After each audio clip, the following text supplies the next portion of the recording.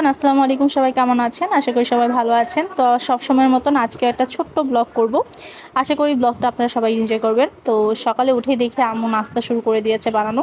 তো আমি তাড়াতাড়ি করে একটু ভিডিও নিলাম। ভাবলাম যে ভিডিওটা একটু বড়ই করার চেষ্টা করি। তো এই তো সকালে আপু নাস্তা করতেছিল, আপুর নাস্তার ভিডিওটা নিয়েছি। কারণ আমি সকালে নাস্তা বেশি একটা পছন্দ করি না করতে, আমি একটু লেট করেই নাস্তা করি। তো আপুরটাই নিলাম। আর আজকে এক জায়গায় যাওয়ার কথা ছিল, তো এখানেই বের হয়ে গেলাম, সেই উদ্দেশ্যেই বের হলাম। তো কোথায় যাচ্ছি সেটা ভিডিওটা দেখতে হবে পুরাটা, তাহলেই জানতে পারবেন। তো রাস্তা অনেক পরিমাণের ব্যস্ত ছিল আজকে, যেহেতু আজকে রবিবার ছিল। তো সবারই স্কুল কলেজ সব জায়গায় সব কিছু খোলা ছিল, তো রাস্তাঘাট অনেক ব্যস্ত ছিল। তো এইদিকে আমি একটু আমার নিজের ভিডিওটাও নিলাম। যারা যারা আমার ঢং দেখতে পছন্দ করেন না তারা অবশ্যই ইগনোর করে যাবেন। যারা আমার ভিডিও দেখেন কিন্তু লাইক দেন না, কমেন্ট করেন না, তাদেরকে কিছু কথা বলতে চাই। ভাই, দেখতে যদি আপনাদের সমস্যা না হয় তাহলে তো লাইক দিতে বা কমেন্ট করতে সমস্যাটা কোথায় হয়? কমেন্টের একদমই আমার প্রয়োজন নেই। তো এইদিকে হচ্ছে ভিডিও করতে করতে দেখি আমার ফ্রেন্ডও চলে এসেছে।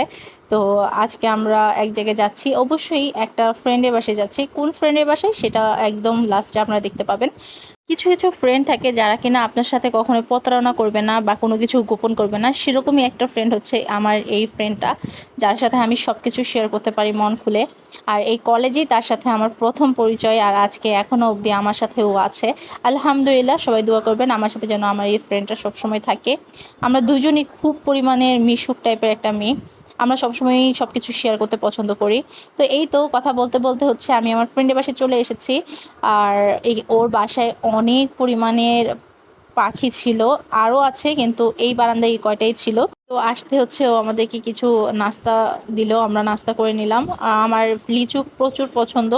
প্রচুর পছন্দ বলতে আমি যে অনেকগুলো একসাথে খেতে পারবো তা না, কিন্তু পছন্দ। তো এদিকে হচ্ছে আমরা আর কিছুক্ষণ পরেই আমাদেরকে লাঞ্চের জন্য খাবার দিয়ে দিল। আর আমরা বাসা থেকেই বলে এসেছিলাম আমরা আজকে বারবিকিউ পার্টি করব। তো বারবিকিউ আর সাথে হচ্ছে পরোটা ছিল। আর এদিকে আমার বয়ফ্রেন্ড, যাকে আপনারা সবাই চিনেন, কোকা কোলা, যাকে ছাড়া আমি কখনোই কল্পনা করতে পারি না কোনো কিছু। বেশি কথা না বলে খাবারটা খেয়ে তারপর আপনাদের সাথে আবার কথা বলছি। তো আমার এই ফ্রেন্ডের বিয়ের পরে এই প্রথম তাদের বাসায় আমার যাওয়া। তো অনেক দিন পরে আমরা একসাথে হয়ে অনেক বেশি খুশি, আর সেও প্রচুর খুশি। কারণ অনেক দিন যাবৎ সে বলতেছিল যে দোস্ত আয় আয়, আমি তো ঢাকায় এত বেশি আসতে পারি না, তো এখন আসছি, তোরা প্লিজ আস। তো আমিও সময় বের করতে পারতেছিলাম না ভার্সিটির জন্য, ক্লাসগুলো মিস দেওয়া যায় না এই কারণে। আর আমরা একসাথে হয়েছি, আপনারা দেখতেই পাচ্ছেন, প্রচুর পরিমাণে এনজয় করেছি আমরা।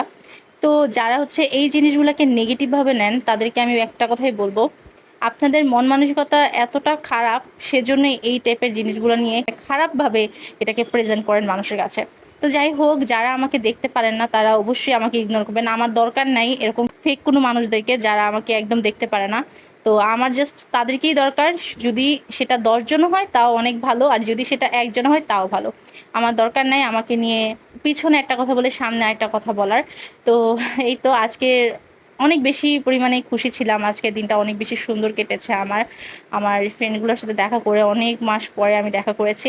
কথা বলতে বলতে ভিডিওর একদম লাস্ট পর্যায়ে চলে এসেছি। সব আমার জন্য দোয়া করবেন, আর আমার ব্লগটা যদি আপনাদের ভালো লেগে থাকে অবশ্যই লাইক কমেন্ট আর সাবস্ক্রাইব করে আমার পেজের আর আমার ইউটিউবের পাশে থাকবেন।